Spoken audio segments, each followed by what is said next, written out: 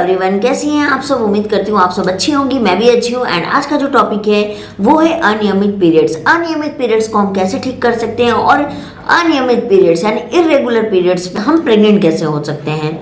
तो इसके लिए आपको मेरी वीडियो को पूरा देखना पड़ेगा। बहुत ही नॉलेजेबल वीडियो है, बीच में आप स्किप मत करिएगा। और हाँ, सब्सक्राइब जरूर कर लीजिएगा क्योंकि जितने भी टॉपिक्स मैं बनाती हूँ वो बहुत इंपॉर्टेंट होते हैं और वुमेन और मेल हेल्थ पे ही मैं बात करती हूँ। तो ऐसा करते हैं, वीडियो को स्टार्ट कर लेते।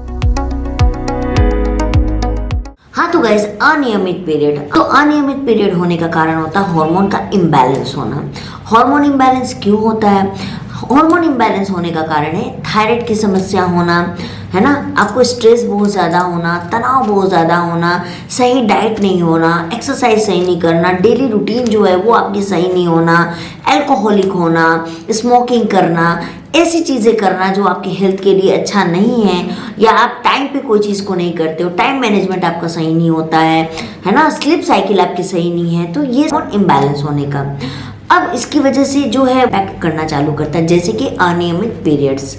अनियमित पीरियड्स में अब हम प्रेग्नेंट कैसे हो सकते हैं और अनियमित पीरियड्स को हम कैसे दूर कर सकते हैं। तो देखिए, अनियमित पीरियड को दूर करने के लिए आपको सबसे पहले कुछ घरेलू उपाय ये करने हैं कि आपको धनिया का सेवन करना है। जो धनिया कोरिएंडर आता है उसको आप रात में भिगो के सुबह में उसका पानी पीजिए और ये आपको महीने भर करना है। इससे भी आपके जो पीरियड्स है वो नियमित हो जाएंगे। आप दालचीनी का सेवन कर सकते हो, दालचीनी की चाय ले सकते हो, या फिर क्यों कर सकते हो आप एप्पल के ऊपर में आप दालचीनी का पाउडर आप छिड़क के भी खा सकते हो। आप इसको करिए। अजवाइन का पानी का सेवन करिए। ये चीज़ें आप करिएगा, आपके पीरियड्स नियमित होंगे, नियमित होना ही है।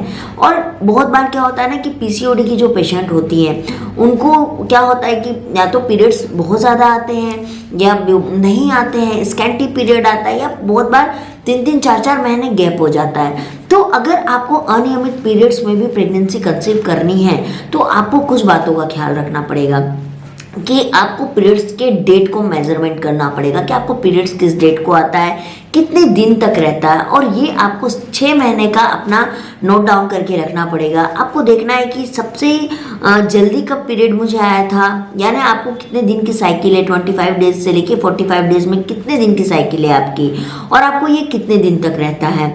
उस हिसाब से आपको आपका ओव्यूलेशन ट्रैक करना होगा। ओव्यूलेशन ट्रैक करने के बाद में आप अगर ओव्यूलेशन के टाइम में, क्योंकि हमारे जो पीरियड्स की 1 मंथ होती है, मोस्ट ऑफली 30 डेज को हम काउंट करते हैं। अगर 30 डेज का पीरियड साइकिल है तो उसमें 15 डेज जो होता है वो ल्यूटियल फेज होता है और फॉलिकुलर फेज होता है।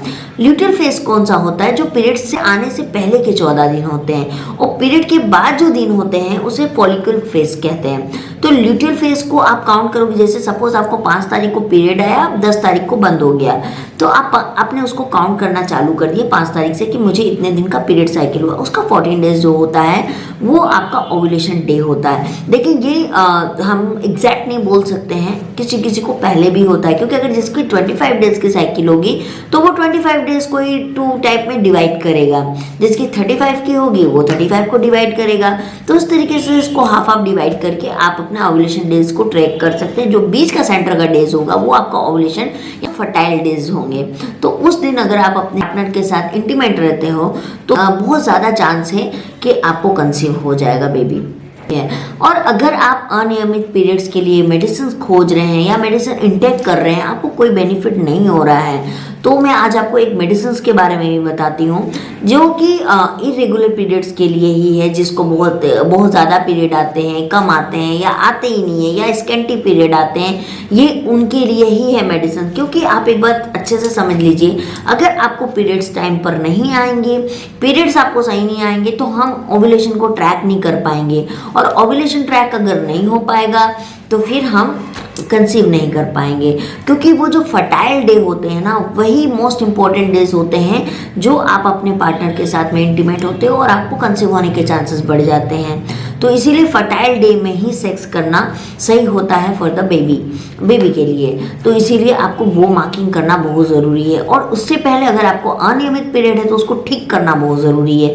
अगर आपके पीरियड ठीक हो जाते हैं तो डेफिनेटली आप कंसीव आसानी से कर लोगे। तो उसके लिए एक ये मेडिसिन है मेरे पास में, ठीक है। ये मेडिसिन है, इसका नाम है नष्ट आर्तव। इस मेडिसिन का नाम है नष्ट आर्तव।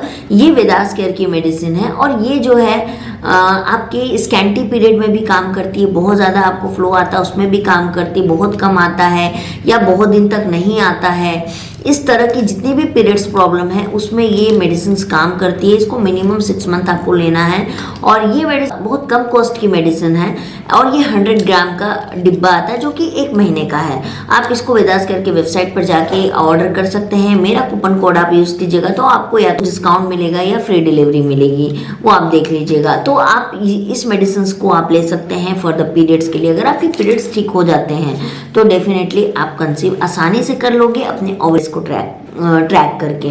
अब बात करते हैं कि ओवुलेशन डे को हम कैसे ट्रैक करें, एग्जैक्टली कैसे ट्रैक करें।